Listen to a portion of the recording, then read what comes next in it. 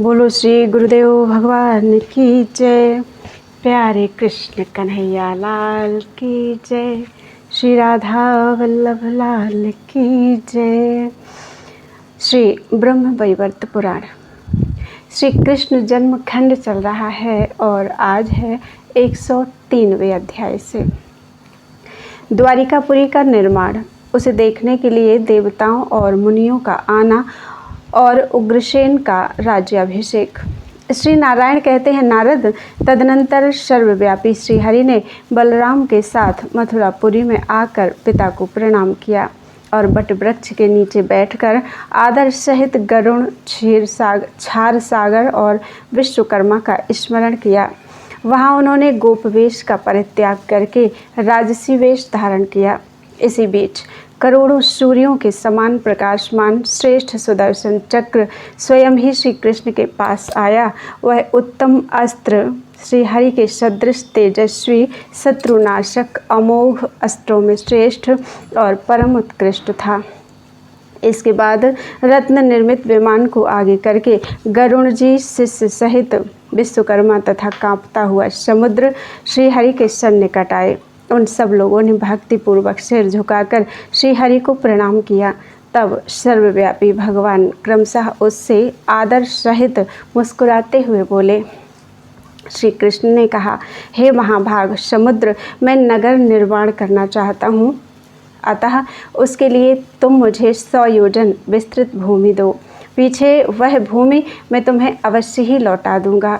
हे विश्वकर्मा, उस स्थान पर तुम एक ऐसा नगर निर्माण करो जो तीनों लोकों में दुर्लभ हो, सबके लिए रमणीय हो, स्त्रियों के मन को हरण करने वाला हो, भक्तों के लिए वांछनीय हो, वैकुंठ के समान परम उत्कृष्ट हो, समस्त स्वर्गों से परे और सबके लिए अभीष्ट हो। आकाशचारियों में श्रेष्ठ महाभाग गरुण जब तक विश्वकर्मा द्वारिकापुरी का निर्माण करते हैं तब तक तुम रात दिन इनके पास स्थित रहो।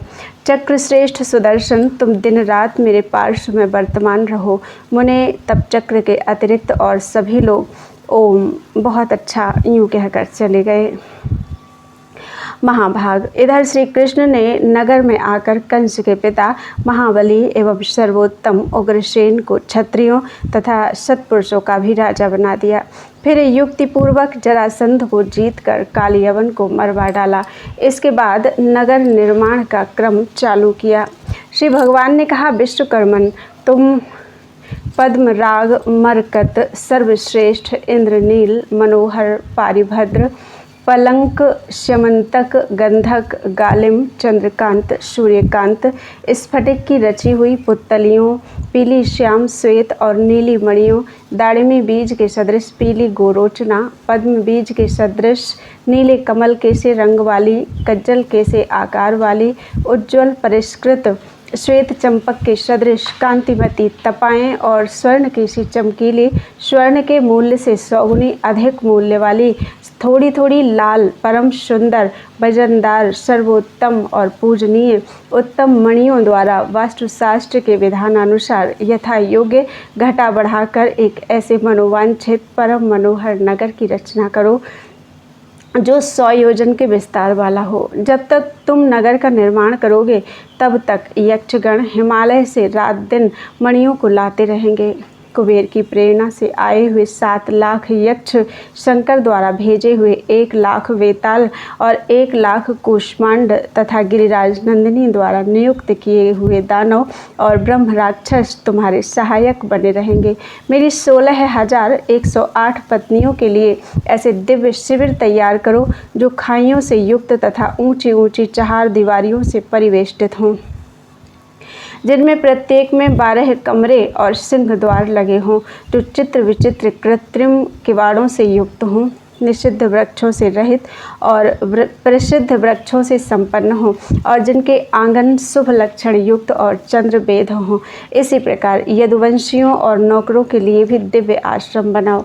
भूपाल उग्रसेन का भवन सर्व प्रसिद्ध तथा मेरे पिता वसुदेव जी का आश्रम सर्वतोभद्र होना चाहिए। तब विश्वकर्मा बोले, जगत गुरु, वे प्रशस्त वृक्ष कौन कौन हैं और कौन कौन निषिद्ध हैं तथा शुभ अशुभ प्रदान करने वाले कौन हैं, उन सब का परिचय दीजिए। प्रभु साथ ही यह भी बतलाइए कि किन की अस्थि पड़ने से शिविर शुभ और किन की अस्थि से अशुभ होता है। शिविर की किस दिशा में जल मंगलकारक और किस दिशा में अमांगलिक होता है और कौन सा वृक्ष किस दिशा में कल्याणप्रद होता है। सुरेश्वर, ग्रहों तथा आंगनों का विस्तार कितना होना चाहिए, किस दिशा में पुष्पोद्यान मंगलप्रद होता है। सुरेश्वर, परकोटों, खाइयों, दरवाजों, ग्रहों और चहार दीवारियों का क्या प्रमाण है। प्रभु, शिविर निर्माण में किस किस वृक्ष की लकड़ी प्रशस्त मानी गई है और किन वृक्षों के काष्ठ अमंगलजनक होते हैं, यह सब मुझे बतलाने की कृपा कीजिए। श्री भगवान ने कहा, देवशिल्पिन, गृहस्थों के आश्रम में नारियल का वृक्ष धन प्रदान करने वाला होता है। वही वृक्ष यदि शिविर के ईशान कोण अथवा पूर्व दिशा में हो तो पुत्रप्रद होता है। वह मनोहर वृक्ष राज सर्वत्र मंगल का दाता होता है। यदि पूर्व दिशा में आम का वृक्ष हो तो वह मनुष्यों को संपत्ति प्रदान करता है और सर्वत्र शुभदायक होता है।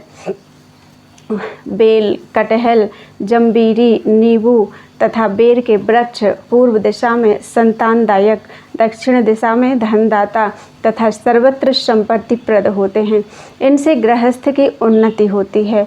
जामुन, अनार, केला तथा आंवला के वृक्ष पूर्व में बंधुप्रद तथा दक्षिण में मित्र की वृद्धि करने वाले होते हैं और सर्वत्र शुभदायक होते हैं।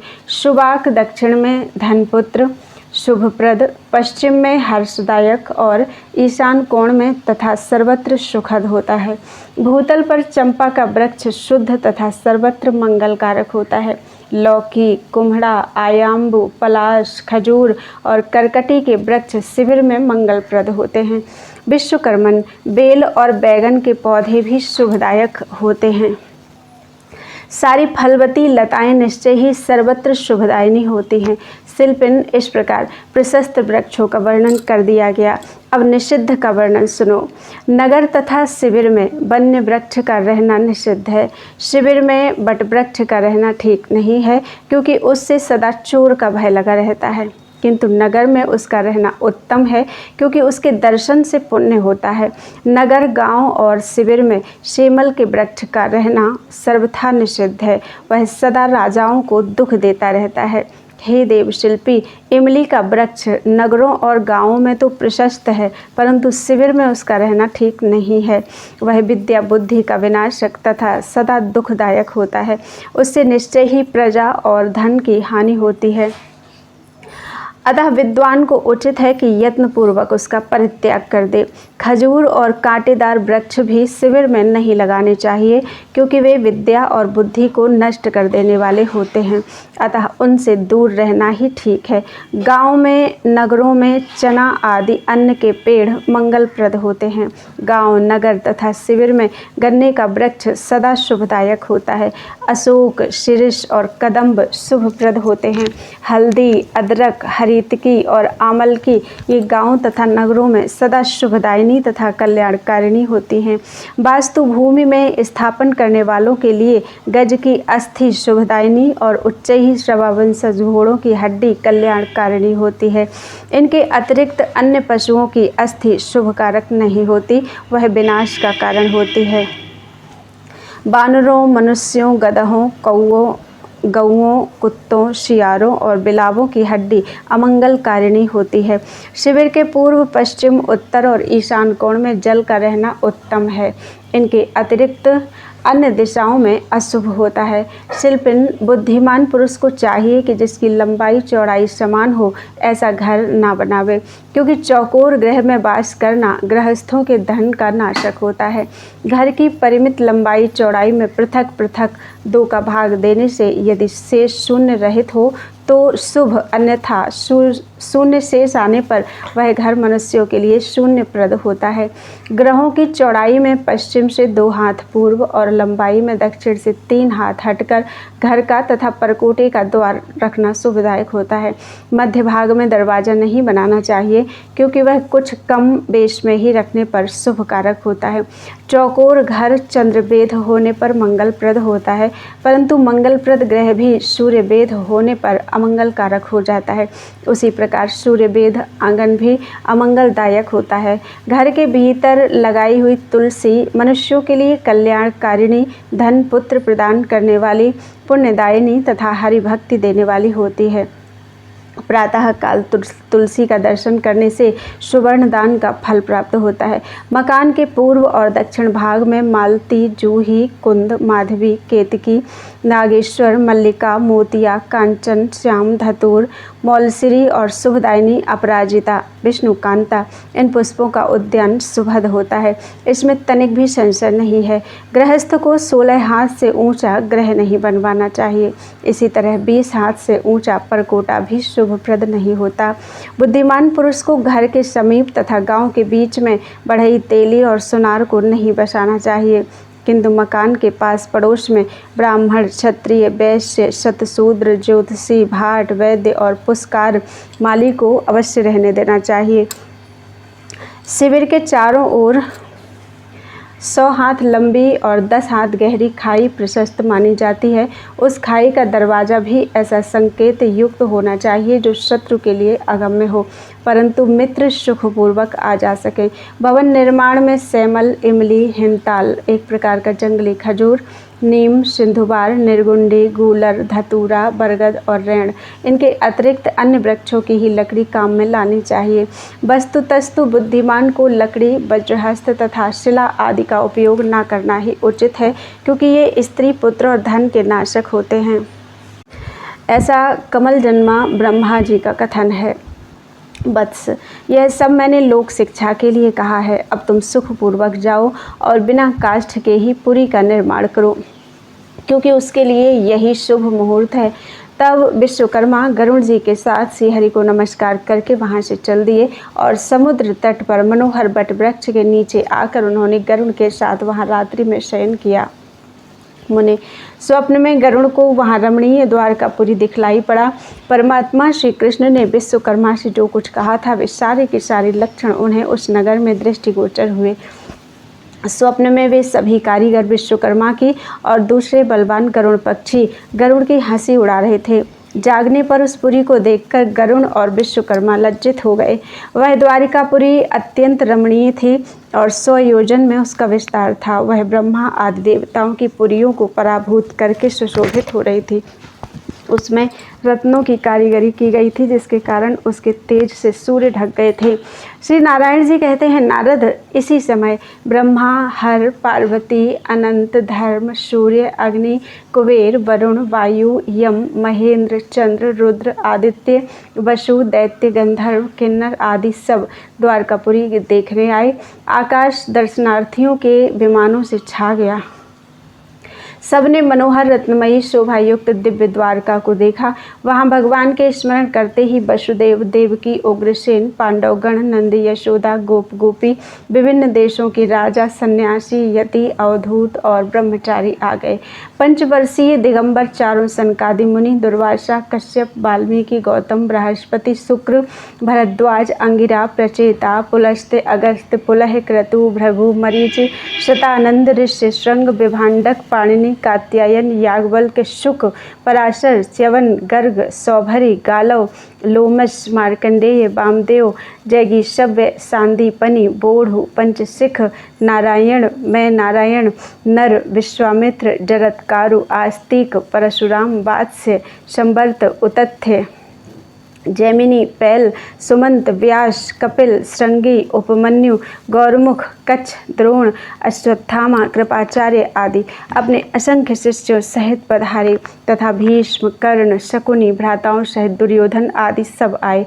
उग्रसेन आदि ने उन सब का स्वागत सत्कार किया। देवताओं और मुनियों का स्वागत सत्कार करने पर उन लोगों ने उग्रसेन आदि को विविध उपहार दिए। तदनंतर ब्राह्मणों को मणि, रत्न और वस्त्र आदि दान किए गए। उग्रसेन का राज्याभिषेक हुआ और सब लोग परमानंदित होकर अपने अपने घर लौटे। बोलो वृंदावन बिहारी लाल की जय।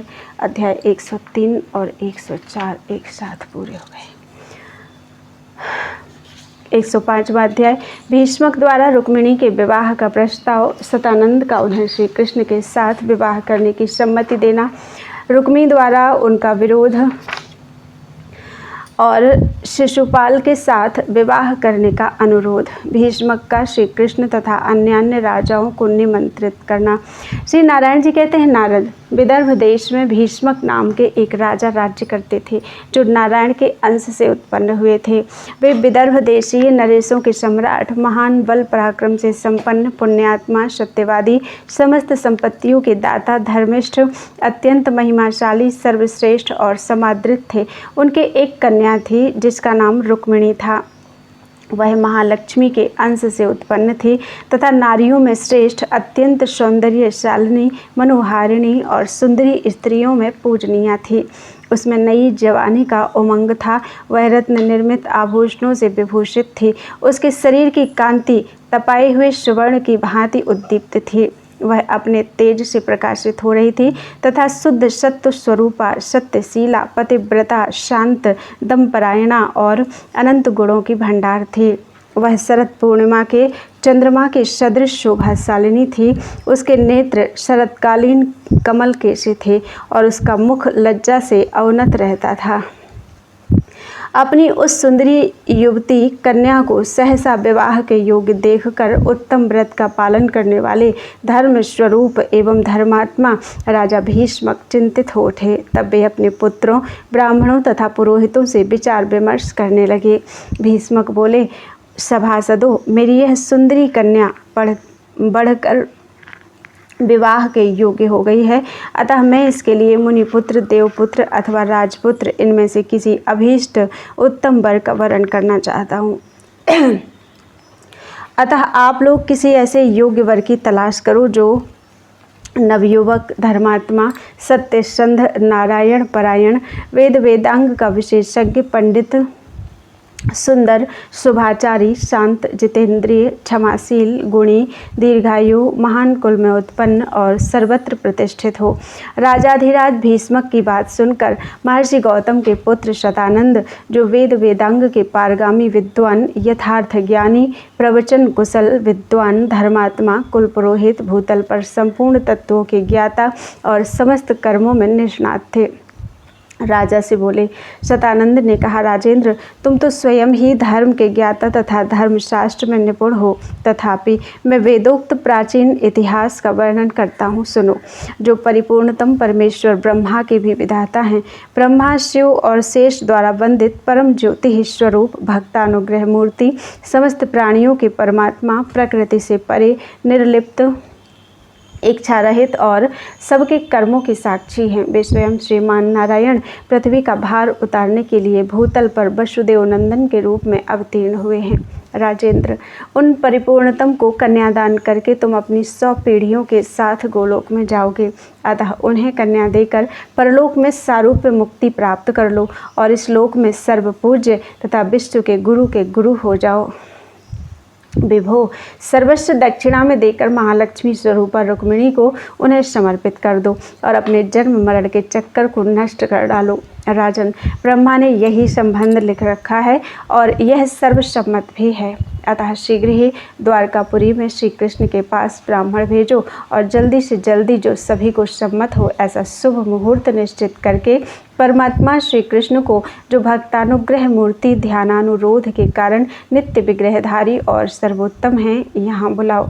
नरेश, इस प्रकार उनके दर्शन करके अपना आवागमन मिटा डालो।